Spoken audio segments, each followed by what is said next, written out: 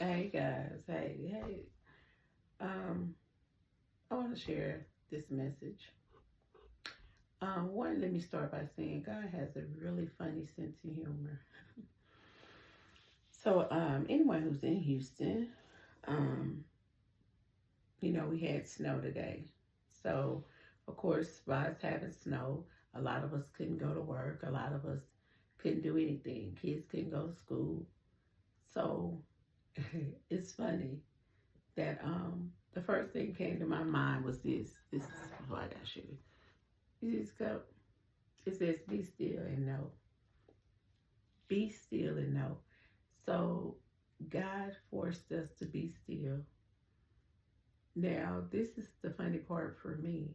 He forced us to be still, but it's me that I'm tripping on because for the last week, 2 weeks, about 2 weeks, um, it has really been on my heart to share this video because, and I'm not gonna say God is nagging me or anything like that. He keeps getting on to me about sharing this video. So this is to bring awareness to childhood trauma. This is to bring awareness to we do things in life, and a lot of times we really just don't know why we're doing it. And it's to bring awareness to that. Um, Things can work on you mentally, and you really don't even know, what's going on because you're moving so much. You're not still, and you're always busy. So, well, let me not say you. Let me say me. I stay busy. Two jobs, three children. Stay busy. So, this last 2 years, God has sat me down, and He has forced me to face a lot of things. And it's funny because I did not know what He was doing. So, and I'm going to be sharing all the things that He forced me to sit down and get. He wanted to get my attention. He wanted me to do something. He wanted me to heal. And it's funny because I didn't even know I was not healed. That's the funny part for me. Because anybody who knows me, I'm a hard worker. I'm a wonderful mother. I'm a great provider. You hear that? I'm right. So it's like, I mean, I've done this. I've done that. And God was like, you did not acknowledge me in no way, form, or fashion. I do acknowledge God in private, but I just never acknowledged Him. And, like, okay, well, you know, thanks to God, I've accomplished this, I've accomplished that. But God told me He wants me to tell my story and give Him all the glory. So I'm going to share this story and I'm going to share all the different ways it affected me. But I've healed. It took 36 years, but I healed. Like I said, I didn't even realize I was not healed. And that's why it's so amazing to me. So anyway, I had to heal from the death of my father. Um, it was pretty traumatic to me. So instead of me facing it or dealing with it, I just never, ever, ever thought about it. I never thought about it. I never talked about it. And that was a decision I made. And I made that decision as a kid. That's another thing, you can make decisions as kids that'll affect you for the rest of your life. But I was thinking, every time I would say that, I was thinking like, when you make bad decisions like robbery and different stuff like that, that can land you in jail or that can get you killed. I always thought about that. But I never thought about me and my decision and how it affected my life so dramatically. So here it is. I had to heal from the death of my father. Anyone who knows me and like really knows me, I've always been a daddy's girl. I'm the baby of six. Um, I am the baby and I am the second girl. And But like I said, I'm the baby girl, so I think I got a pretty good, title in this little thing. But so, what happened that day was my father always picked me up from school. So, and I have to tell this story because I'm going to tell you all the effects that it had on me as far as my decision making process throughout my whole entire life. So, my father always picked me up from school. So, we get out of school at 3 o'clock. I come out the gate. My father's always sitting there. He's always sitting there waiting on me. He's always sitting there waiting on me. So, this particular day, I come out to school and he's not there. So I'm going, Dad's late. But back in this time, there were no cell phones, and you know, I never thought that he was not coming. I just thought he was just late. People be late sometimes, so I thought maybe he was just late or something happened. I never worried at all, and that's why it's so amazing, this story, because I never worried about him. I was just being a normal child. So I was sitting outside. I ended up coming out the gate waiting for my father. So I'm just sitting outside. 10 minutes went by. I was looking at my little Snoopy watch. I had the cutest little Snoopy watch. So I'm looking at my Snoopy watch and say, God, Dad not here. 15 minutes goes by, then my friend comes outside. Brittany, you want me to give you a ride from home? You want me to give you a ride home? And I was like, nah, my dad will be here. He's just a little late. About 25 minutes go by. By this time, I'm sitting on my Michael Jordan backpack. Have my little Jordan backpack, my little Jordans, and just sitting on my Jordan backpack, looking at my Snoopy watch. I love that Snoopy watch. And the reason why I keep saying that Snoopy watch is because I remember, and it's funny how your mind can make you remember things. I remember the Snoopy, it was like a Snoopy racket, and then it was the ball. So the racket was the time, and then the ball was like the seconds, So I'm looking at the watch, like, God, he's still not here. 3:30 comes, another friend asks me, my dad's gonna be mad, I can't. So I was like, I'll see you tomorrow. Another friend asked me, no, I can't. My dad will be mad. I'll see you tomorrow.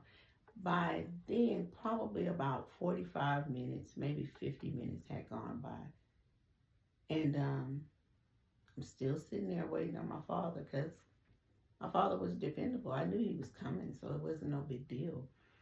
And the principal came out. I remember by then, so if the principal came out, he was locking the gate up.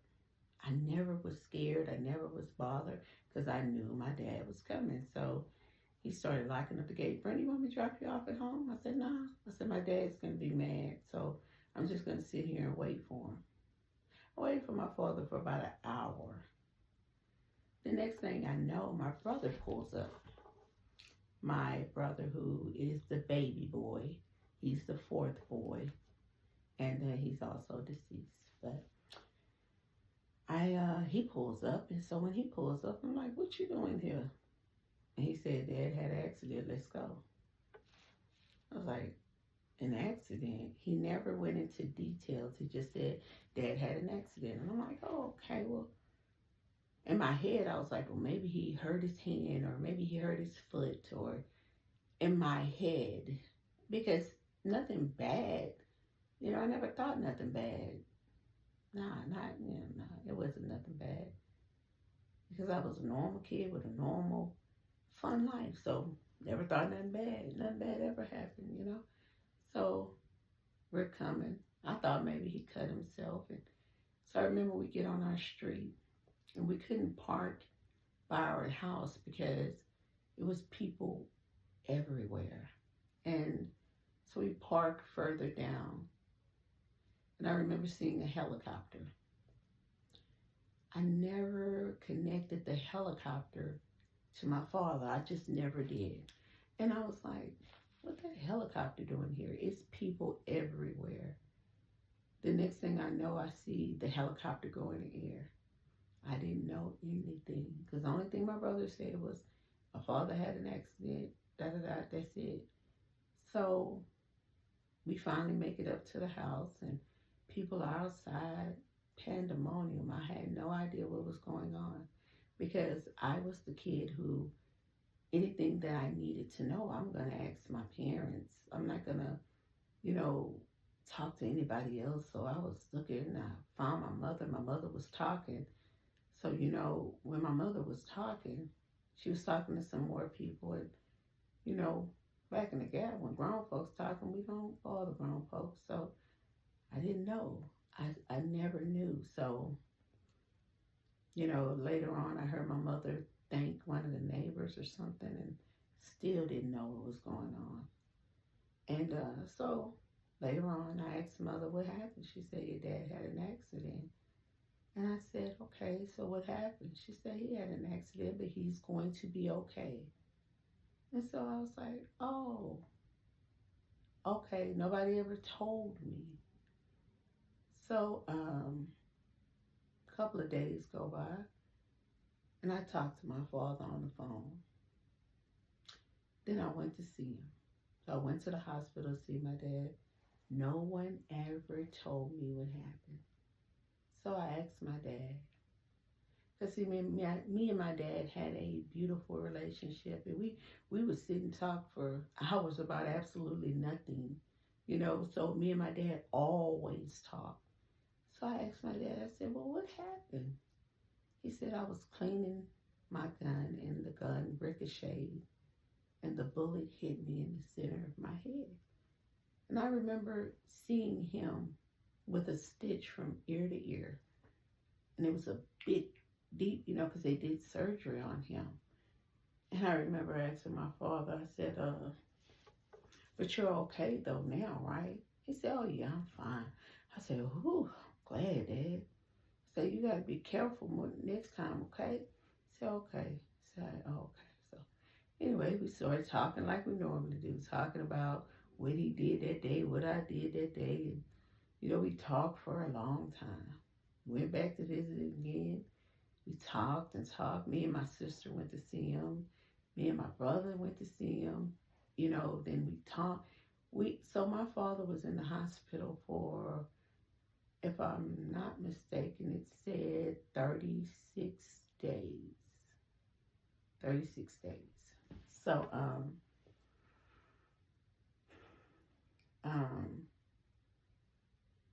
the last time I spoke to my father said, I'll be home Wednesday morning.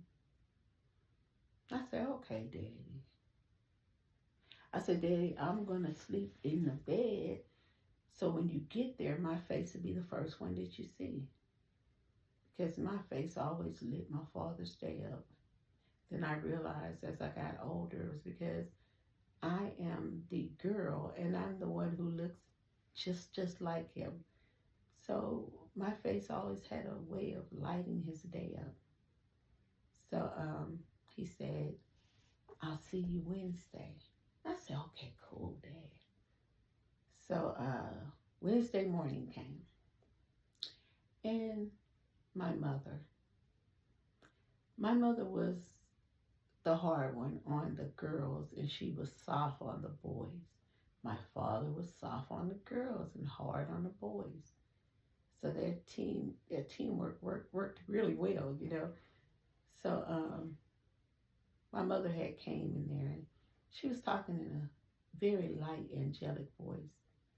I had never heard my mother talk in this light, angelic voice before. And I was dead asleep. I was in a dead sleep. I was gone. So she said, Brenda, wake up. I have something to tell you. So I remember I was groggy and I was like, and I'm trying to get up, but I couldn't. So she said it again in that soft, angelic voice that I'm not used to hearing. She said, Brenda, get up. I have something to tell you. So when she said it the second time, I jumped up. I said, what's wrong with Daddy? And to this day, I still don't know how I knew something was wrong with my father. So she was scrambling for words to tell me because my mother always explained things that I needed to know, and she put it in child form so I could understand it. And I remember she was trying to scramble to find child form words to tell me. So she was like, well, um, your dad, she said he had a blood clot, and she said he isn't coming home. That was the first time. I said, oh, he had a blood clot. I said, well, I didn't know what a blood clot was. And I was like, okay, so he's not coming home today. When is he coming home? So I can be waiting for him. And she said, well, baby, that's the thing. He's not coming home. She said he had a blood clot and it went to his head. She was explaining to me, and I'm looking at her mouth because if I look at her mouth, I can basically slow the words down so I can understand her because I had a cousin who had an accident as a kid, and her hearing, she had an accident as a kid, and she had a toothpick that went in her ear, and it punctured her in her ear, and she couldn't hear out of one ear. And so me being so close to her, I learned how to read lips. And because I felt bad when she would have to repeat herself because I tried to make her feel as normal as I possibly could. So I learned how to read lips. I learned how to, do different things. I learned how to detect voices, so as a kid, those are things that I learned to, I don't know, try to make my cousin feel as normal as I could. So I tried to use those things that I learned. So I remember looking at my mother and trying to read her lips. And I couldn't get an understanding out of her. And she said, he had a blood clot. It went to, and I couldn't understand her. So I started getting a little frustrated. I was like, okay, Mama, so when is he coming home?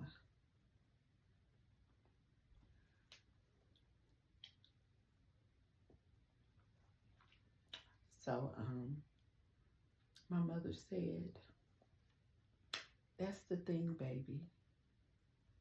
He's not coming home. And I looked at her, I'm like, why? What do you? She said, well, when he had a blood clot, it went to his head and he died. I didn't understand any of the things that she said, but I did understand when she said he died. And I'm trying to get through this with with being the least amount of emotional that I can be. So when she said that, I screamed. And my mother, she grabbed me and she rocked me. And we both screamed and cried. We both cried. She cried, but I was screaming so loud. And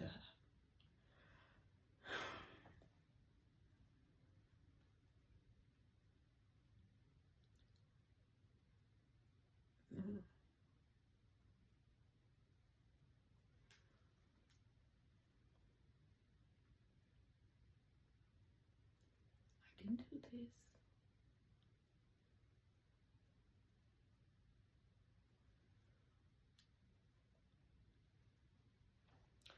That was the most devastating thing that has ever happened in my life to this day.